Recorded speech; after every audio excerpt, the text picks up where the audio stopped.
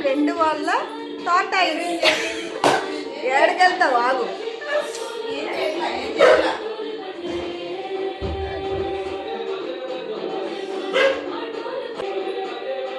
ఎంత దూరం వెళ్తుంది తెలుసా ఈ టాయిట్.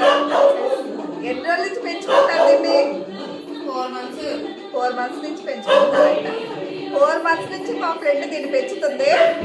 పాగటానికి ఎంత ట్రై చేస్తుందంటే అంత ట్రై చేస్తుంది.